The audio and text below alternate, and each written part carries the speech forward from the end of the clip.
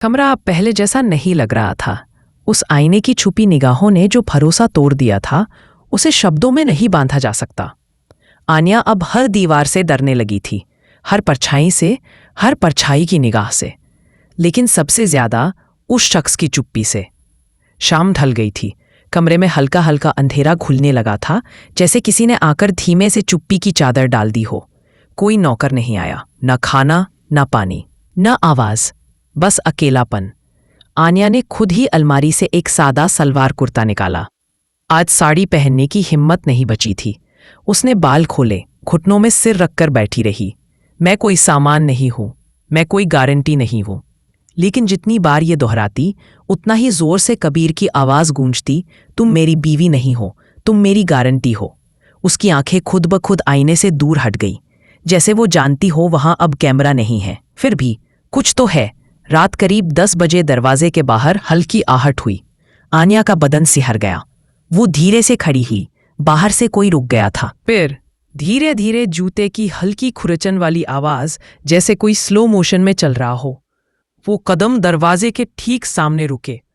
अब कमरे में सिर्फ 2 आवाजें थीं, उसकी सांसों की और उस आदमी की उपस्थिति की जो दरवाजे के पार खड़ा था।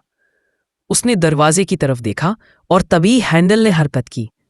धीरे से, बहुत धीरे, जैसे किसी ने जानबूझकर उसे हिलाया हो, लेकिन खोलने का इरादा ना हो। आन्या की सांसें थम गईं। क्या ये वही है, कबीर? क्या वो अंदर आ रहा? वो हिली तक नहीं, सिर्फ खड़ी रही, अपना कंधा बाहों में समेटते हुए, जैसे खुद को ढंकने की कोशिश कर रही हो किसी अदृश्य निगाह से। और तभी हैंडल की हरकत बंद हो गई, आवाज चली गई, कदम वापस भी नहीं गए। बस कुछ नहीं, बस सन्नाटा। लेकिन उस सन्नाटे में जो थरथराहट थी, जो इंतजार था, वो कुछ कह रहा था, कुछ बहुत अनकहा, बहुत खतरनाक, और शायद बहुत अंतरंग। रात के 2 बज गए। दरवाजा कभी नहीं खोला, लेकिन नींद भी कभी नहीं आई, क्योंकि वो एक सवाल उसके भीतर लगातार गूंजता रहा। अगर वो मुझे छूने नहीं चाहता, तो फिर मेरे दरवाजे पर क्यों आता है? उसने फिर से हिलते हुए हैंडल को देखा, इस बार धीरे नहीं, तेजी से।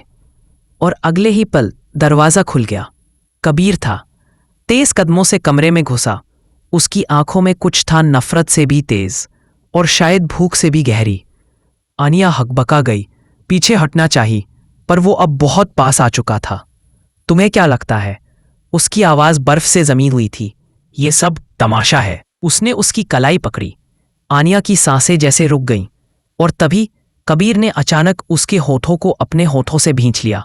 कड़वा, बेसुध, बेबस, ना कोई प्यार, ना कोई नफरत, बस आग। उसका बदन पत्थर जैसा सख्त था, लेकिन होठ जैसे किसी अंदरूनी भूख से हिल रहे हों। बस कुछ सेकंड,